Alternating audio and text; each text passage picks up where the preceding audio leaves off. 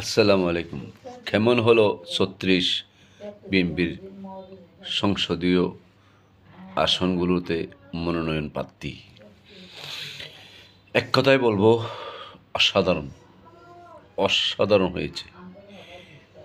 তরুণ প্রবীণদের সমন্বয়ে ৩৬টি আসনে যেভাবে মনোনয়ন দেওয়া হয়েছে, এটা অত্যন্ত সময়োপযোগী, যুগোপযোগী এবং নবীন প্রবীণ সংমিশ্রণের মধ্য দিয়ে আজকে সংসদীয় আসনে প্রার্থী ঘোষণা করেছেন বিএনপি। এই জন্য দেশনেত্রী বেগম খালেদা জিয়া, দেশনায়ক তারেক রহমানকে অভিনন্দন জানাই। এবং বিশেষ করে যে বিগত ফ্যাসিবাদী আন্দোলনে যে রক্তাক্ত হওয়া ত্যাগী নেতাদেরকে মূল্যায়ন করেছেন।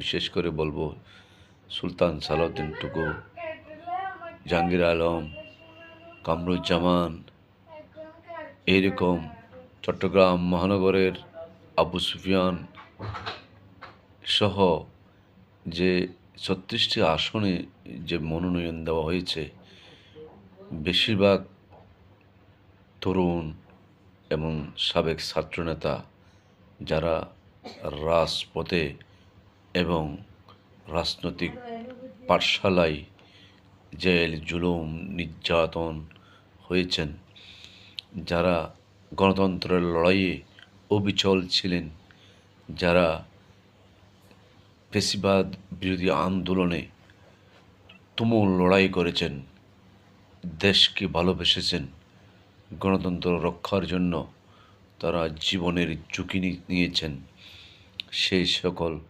নেতাদেরকে দানের শীষ প্রতীক তুলে দেওয়ায় বিষয়টা অনেক গর্বের, অনেক আনন্দের। এবং যারা মনোনয়ন পেয়েছেন তাদের উচিত প্রত্যেকটা এলাকায় আপনাদের অনেকেই সহকর্মীরা প্রতিদ্বন্দ্বিতা এবং প্রার্থিতা চেয়েছিলেন, নির্বাচন করার আগ্রহ প্রকাশ করেছিলেন, তাদেরকে সকলকে একত্রে করে ঐক্যবদ্ধ হয়ে, সংঘবদ্ধ হয়ে, কাঁধে কাঁধ মিলিয়ে লড়াই করতে হবে। এই নির্বাচনে জয়ী হতে হবে। অন্যথায় আমাদের সামনে বিশাল একটা অনাকাঙ্ক্ষিত একটা